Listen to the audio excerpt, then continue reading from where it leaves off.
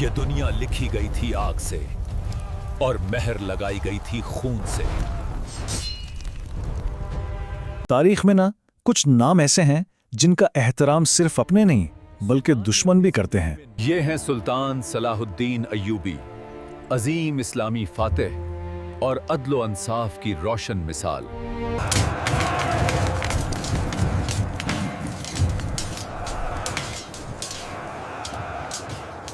سلطان صلاح الدین ایوبی ایک ایسا ہی نام ہے۔ سلطان صلاح الدین ایوبی کی فوج بیت المقدس کی دہلیز پر امن اور امتحان کا پیغام لیے کھڑی ہے۔ ایک ایسی شخصیت جسے مشرق اور مغرب دونوں میں بہادری اور رحم دلی کی مثال مانا جاتا ہے۔ تو آئیے آج ذرا گہرائی میں اترتے ہیں اور دیکھتے ہیں کہ ایک معمولی فوجی آفیسر سے تاریخ کا رخ موڑ دینے والا سلطان بننے کا یہ سفر کیسا تھا۔ اے میرے ہم وطنوں، آج ہم اس مقدس سرزمین پر کھڑے ہیں جہاں ہمارے آباء و اجداد نے قربانیاں دیں۔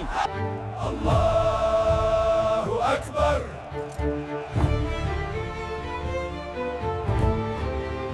اور آخر میں انہوں نے اپنے پیچھے چھوڑا کیا؟ اور یہ بات صرف ہم نہیں کہہ رہے، ذرا یہ الفاظ سنیے، یہ کسی مسلمان مورخ کے نہیں بلکہ ایک مغربی تاریخ دان سٹینلی لینپول کے ہیں۔ وہ کہتے ہیں کہ صلاح الدین اور اس وقت کے دوسرے بادشاہوں میں ایک عجیب سا فرق تھا۔ جہاں باقی بادشاہ اپنے جاہ و جلال سے عزت پاتے تھے، وہیں صلاح الدین نے لوگوں سے محبت کر کے ان کے دلوں میں جگہ بنائی۔ مطلب یہ کہانی صرف ایک جنگجو کی نہیں، یہ ایک ایسے لیڈر کی ہے جس کی اصل طاقت اس کے لوگ تھے۔ تو پھر سوال یہ ہے کہ آخر صلاح الدین تھے کون؟ کیا تھا ان کی شخصیت میں ایسا جو انہیں اتنا خاص بناتا ہے؟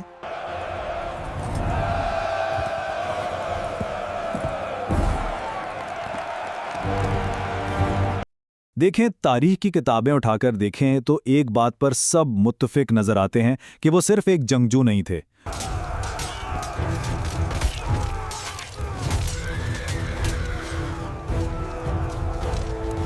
ان کی شخصیت میں کئی پہلو تھے۔ وہ بہت دیندار اور پرہیزگار تھے، انصاف کرنے والے اور رحم۔ سلطان نے اپنی زندگی میں نہ صرف بیت المقدس کو آزاد کرایا بلکہ دشمنوں کے ساتھ حسن سلوک دل تھے۔ اور فیاضی تو ایسی کہ مثال نہیں ملتی۔ بہت سادہ زندگی گزارتے تھے، مطلب ریشم کا لباس تک نہیں پہنتے تھے۔ اور سب سے بڑھ کر ان کی زندگی کا بس ایک ہی مقصد تھا، ایک اعلیٰ مقصد کے لیے جد و جہد۔ Long live Salahuddin! The Savior has arrived! We are grateful! چلیں اب ذرا ان کے سفر کو شروع سے دیکھتے ہیں۔ ایک سپاہی سے سلطان تک کا یہ سفر، یہ کوئی عام کہانی نہیں ہے۔ The Liberator has come!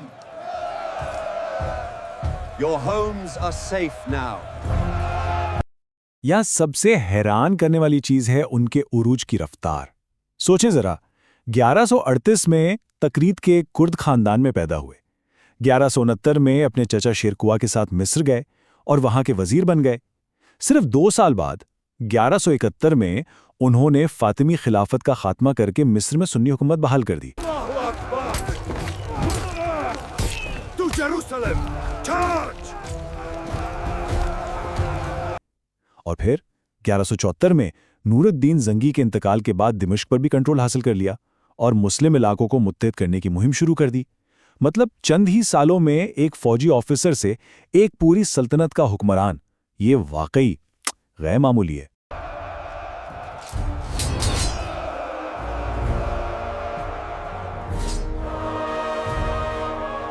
اور مزے کی بات پتہ کیا ہے؟ وہ شروع میں مصر جانا ہی نہیں چاہتے تھے، بالکل بھی نہیں۔ بعد میں انہوں نے خود اس آیت کا حوالہ دیا کہ ممکن ہے کہ تم کسی چیز کو ناپسند کرو اور وہ تمہارے لیے بہتر ہو۔ مطلب جس چیز سے وہ کترا رہے تھے وہی راستہ ان کی عظمت کی طرف لے گیا۔ قدرت کے کھیل بھی عجیب ہوتے ہیں نا۔ We stand victorious in the holy city. The land is ours again. اچھا، تو اب وہ سلطان بن چکے تھے، لیکن ان کا سب سے بڑا چیلنج صلیبی فوجیں نہیں تھیں۔ Forward to the walls of Jerusalem.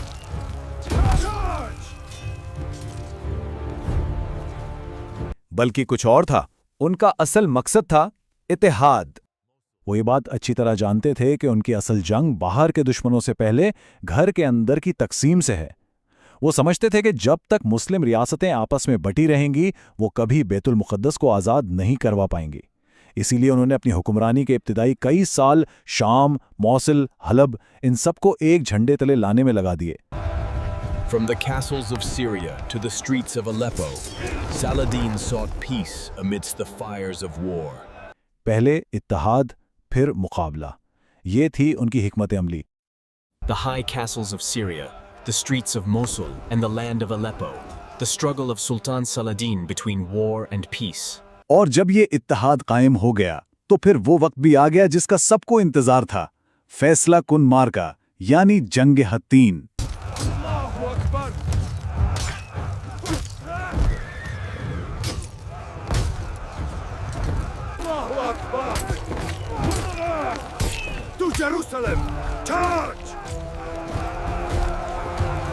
اور اس جنگ کی وجہ بنا ایک صلیبی سردار کا تکبر۔ The Holy Land is secured. ہوا یہ کہ رینلڈ ڈی چیٹلون نامی ایک صلیبی سردار نے مسلمانوں کے ساتھ کیا ہوا معاہدہ توڑ دیا۔ اس نے نہ صرف تجارتی قافلوں پر حملے کیے بلکہ حد تو یہ ہو گئی کہ اس نے مدینہ پر حملے کی دھمکی دے دی۔ اب یہ ایک ایسی بات تھی جسے نظر انداز نہیں کیا جا سکتا تھا۔ صلاح الدین کے لیے اب ایکشن لینے کا وقت آ گیا تھا۔ تو 4 جولائی 187 کو حطین کے میدان میں دونوں فوجیں آمنے سامنے تھیں۔ صلاح الدین کی ایوبی فوج میں تقریباً 30,000 سپاہی Long live the Sultan. Thank you for bringing peace to our city. تھے، جبکہ صلابی فوج 20,000 کے قریب تھی۔ تعداد میں فرق تھا لیکن اتنا نہیں کہ فیصلہ کن ہو۔ یہ جنگ اصل میں طاقت کی نہیں بلکہ حکمت عملی کی جنگ تھی۔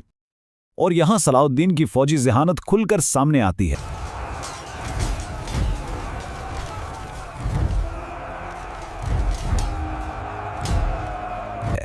کمال کی اسٹریٹجی تھی۔ پہلا قدم، صلیبی فوج کو لالچ دے کر ان کے پانی کے ذخیروں سے بہت دور ایک تپتے ہوئے خشک میدان میں لے آئے۔ The Holy Land is secured. دوسرا قدم، جب وہ تھک کر پیاس سے بے حال ہو گئے تو انہیں حطین کی پہاڑیوں کے پاس گھیر لیا۔ Allahu Akbar! Long live the Sultan!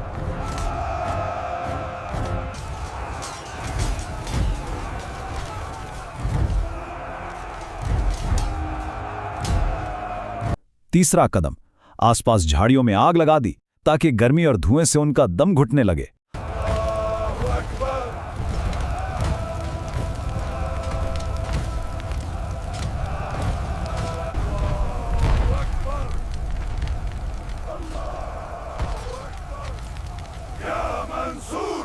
اور پھر چوتھا اور آخری قدم، جب دشمن پوری طرح تھک چکا تھا، ایک فیصلہ کن حملہ۔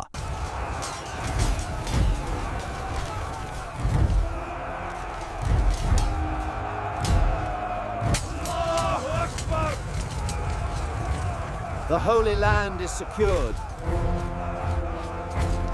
اور نتیجہ صلیبیوں کے لیے ایک تباہ کن شکست۔ Allahu Akbar! Long live the Sultan! جنگ شروع ہونے سے پہلے ہی جیتی جا چکی تھی۔ حطین میں یہ جیت بہت بڑی تھی، Allahu Akbar! The Holy لیکن یہ منزل نہیں تھی، یہ تو منزل تک پہنچنے کا راستہ تھا، اور منزل تھی بیت المقدس کی فتح۔ To me, men, for the glory of Syria, charge! اور بیت المقدس کی اس فتح کو جو چیز تاریخ میں ہمیشہ یادگار بنائے گی وہ ہے اس کا موازنہ۔ سلطان صلاح الدین جنگ حطین میں فیصلہ کن کامیابی حاصل کی اور بیت المقدس کی آزادی کے بعد وہاں امان برداشت۔ ذرا سوچئے 88 سال پہلے 1099 میں جب صلیبیوں نے یہ شہر فتح کیا تھا تو انہوں نے باشندوں کا قتل عام کیا، شہر کو لوٹا، لیکن 1187 میں جب صلاح الدین داخل ہوئے، Victory is ours! God bless the Sultan! Enter in peace, our hero! تو کیا ہوا؟ کوئی خون ریزی نہیں، कोई लूटमार नहीं बल्कि शहर के हाकिम बेलन ऑफ एबलिन के साथ एक पुरअमन मुआहदा किया गया। सुल्तान सलाहुद्दीन जंग हत्तीन में फैसला कुन कामयाबी हासिल की और बैतुल मुक़द्दस की आज़ादी के बाद वहाँ आमान बर्दाश्त किया और सबको अमान दी गई। सबको एक छोटा सा फिदिया देकर शहर से बाहिफाजत जाने की इजाज़त मिल गई। 2 फतूहात, ज़मीन आसमान का फ़र्क। To Jerusalem! Forward, my brothers! और बात यहीं ख़त्म नहीं हुई। हज़ारों गरीब लोग ऐसे थे जो फिदिया अदा नहीं कर सकते थे।